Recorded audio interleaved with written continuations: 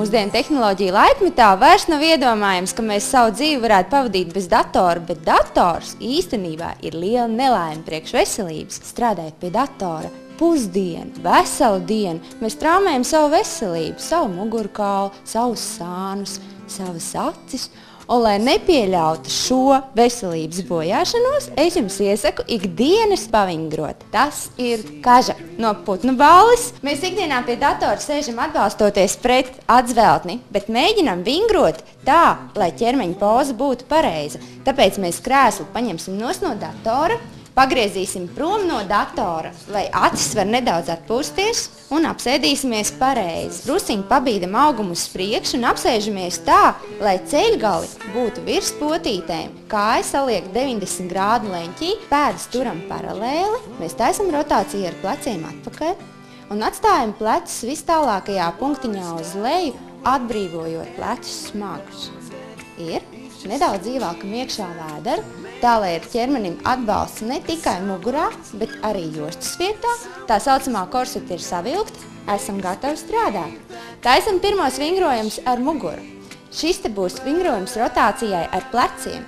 2 rotācijas atpakaļ, mainot roku stāvokli, plauksts pagriežot uz priekšu, mēs pleca locītavā iekļūstam dziļāk un varam izvingrināt to vairāk. Pagriežam plaukstus uz āru, pagriežam plaukstus vēlreizīt uz sevi, un mēģinam nedaudz pastiepties ar plaukstiņu uz leju, iestiepjot sānu muskulīšus. Mēģinam nezaudēt pareizi stāvokli mugurā, lāpstiņas velkam kopā, vēderu velkam iekšā. Vēlreiz. Labi. Tas nemaz nav tik viegli. Ceļam plecis uz augšu. Labais, kreisais, noturam. 1, 2, 3 un atbrīvojam. Un vēlreiz. Labais, kreisais, noturam. Un laižam vaļā. Paņemam rokas priekšā, stingri savākam dūrītēs, tā, lai tu jūti, un turam. 3, 2, 1, un seko līdz savai muguriņai. Vēlreizīt. Izstiepsim uz priekšu pirkstus un stingri turam. Nostiepjam līdz pirkstu galiņiem. Un atbrīvojam. Un vēlreizīt tāpat. Un, hop. Un atbrīvojam. Lai izvingrotu pirkstus, mēs imitēsim klavieru spēlēšanu. Ar katru pirkstiņu aiziet ar abām rokām. Un atbrīvojam. Ļoti labi. Un pievienojam beigās rotāciju ar plaukstu locītāju. Uz iekšu un uz āru. Tev lieliski sanāk. Un tagad ķeramies pie kāju izvingrošanas. Paceļam labo kāju nedaudz uz augšu.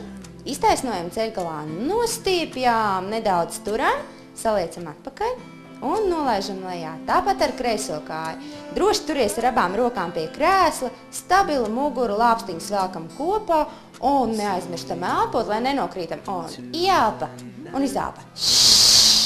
Ielpa un izelpa. Gribu, lai es daru visu kopā? Jā, ielpos saliektu kāju, izelpos taisnu, ielpos saliekt un izelpo lejā. Un otra kāja. Ielpa, izelpa. Ielpa un izelpa. Izvingrosim pēdiņas. Paceļ pēdas augšā uz pirksgaliem, abas kājas, hop, un lejā. Uz papēžiem, hop, un lejā. Saliekam plaukstus kopā un stingri alkonīšus pavākam uz augšu. Sakojot līdzi ar acīm roku kustībām, griežam rotācijā ķermeni pa labi, lēni atpakaļ, atbrīvo rokas, atpūties un tāpat uz otru pusi. Tad, kad esam izpildījuši šo kompleksu, tad mums būtu jāpadomā par to, ka pie datora ir noguruši ne tikai kājas, rokas un muguri, bet arī acis. Un acīm ir savi īpaši vingrojumi. Tu, piemēram, varētu paskatīties uz saviem ceļgaliem un tagad nepakustinot galvu paskatīties uz griestiem. Tieši tāpatās pamēģinam sameklēt sienas mājai. Un tagad nedaudz acis atpūtinam. Aizveram ciet, noskaitam 5, mēģinam nesasprindzināt plaukstiņus un strauji atveram vaļā. Izstiepjam pleciņus. Ļoti labi. Nedaudz pastiepamies atpakaļ, ļaujot muguriņai izliekties atpakaļ. Izstiepjam vēderu. Un augšā. Nolaižam vienu roku lejā, pieturamies pie krēsla, ar otru roku no sākuma izstiepamies auss augstumā, precīzi saglabājot sānu līniju un nedaudz liecamies uz sāniem. Un atbrīvojam. Paldies, vai jūties drusku mundrāks? Man jāsaka jā, protams, ka jā. Dators cilvēku dzīvē ir ienācis uz palikšanu.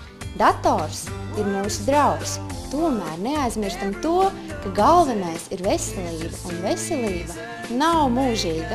Neviena Pie datora pavadīta nakts neatsvērs jūsu muguras slimības, jūsu acu kaitas, tāpēc lūdzu, saudzējiet sevi, mīliet datoru, bet neaizmirstiet, ka jāmīl arī sevi.